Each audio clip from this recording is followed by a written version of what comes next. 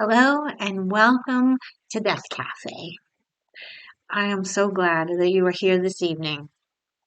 Before we begin our session this evening, I'm curious to know just who here has either heard of or attended Death Cafe previously. Just a little raise of your hand. So, what is a Death Cafe? It is an intentional conversation about life, death, mortality, and anything else that these subjects bring up for people. It is not a lecture or a grief support group, though grief is often expressed in these conversations. Death cafes are always offered on a not for profit basis in an accessible, respectful, and confidential space, and with no intention of leading people to any conclusion, product, or course of action. And there is always a Since this evening, many of us are just getting to know each other, and because these subjects carry a lot of weight, we will begin by establishing norms and our expectations for this evening's conversation. We will use I language. We will be conscientious of time and give everybody the opportunity to speak and share as they wish. And sharing is always optional. Everyone's opinions and thoughts are valid, and we will not attempt to fix, change, or set anyone straight. And if necessary, I will ring this little bell to draw us back if conversations go a little off course. And I will also use this bell to keep time and remind us of time as we move through our evening.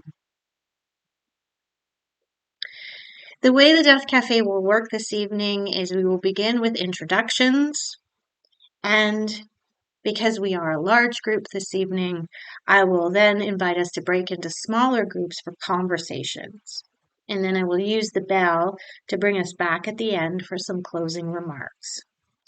And I recommend that each little group choose a timekeeper to help support the sharing, but we'll get to that in a minute.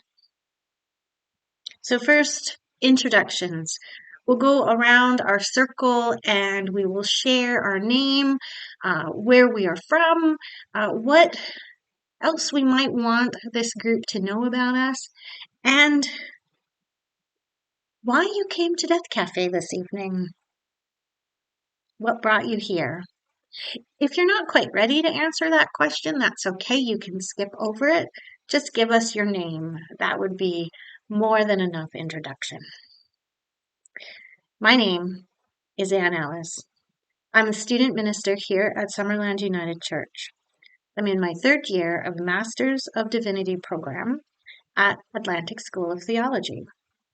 I moved to Summerland, BC last October from North Vancouver. I have previously participated in and led death cafes in North Vancouver prior to COVID. Like many of us, I'm a little uncomfortable with the topic of death, and yet I also believe it's a really important subject to get more comfortable with. As they say, death is a part of life. We are all mortal, whether we want to believe it or not. And so I make the choice to have these conversations to hopefully lessen the discomfort I feel and to better appreciate the fullness of our lives. We'll now go around the circle and share our names and what brings you to Death Cafe this evening. Once we've all been introduced, we will see where the conversation takes us.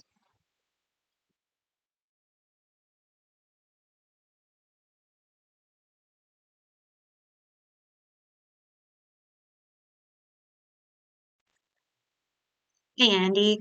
I thought to begin my video, I would share with you the introduction, how the beginning of a Death Cafe works, because Death Cafe, as a trademarked whatever, has very specific guidelines into how they're hosted and how they are run. And so I thought I'd give you a taste of that. If you're interested in more information about that, you can, of course, visit their website. I wanted to do a Death Cafe because as I was reading through this book, Five Practices of Fruitful Congregations, I felt that it really fit into a number of different categories. Risk-taking mission and service comes immediately to mind, as well as intentional faith development. Death cafes are secular. They don't ascribe to any particular religion or faith or anything like that. In fact, they're very intentionally secular so that anybody of any religion or no religion feels comfortable attending. And so it's a little tricky to put it into intentional faith development, but I think it still fits because for a lot of people, their faith is tied into mortality and life and death and life after death. Um, but really, it fits into risk-taking mission and service. I wanted to provide a ministry that could and did reach the larger community of our town. I wanted to follow those tenets of a missional church we talked about in classes, meeting people where their needs are. And in my past experience, death cafes have led me to believe that there is a need in every community. Uh, and living in this almost post-COVID world makes talking about mortality all the more important. In conversation with my LST, we discussed time and the date to hold our first Death Cafe. We recognized that daytime, evenings, weekends could change the demographic that would be able to attend, and any choice of time or day or date would be limiting. People who work during the day can only attend in the evenings, and many seniors can't or won't drive at night. In the end, we decided to choose a time that suited my schedule the best as the way to go. And we would consider offering different times later if we decided to continue to hold these gatherings. So perhaps if we hold some in the fall, they will be on a Monday afternoon or a Sunday after church. I chose the fourth Tuesday of the month from 7 p.m. to 8:30. And we scheduled 4 gatherings, February, March, April, and May. All of these dates were posted on our poster along with other important information. Our first gathering was on a snowy night, and I was not expecting much of a turnout as a result. However, 14 people attended. Half of them were from our congregation, and the other half were from our wider community of Summerland and beyond.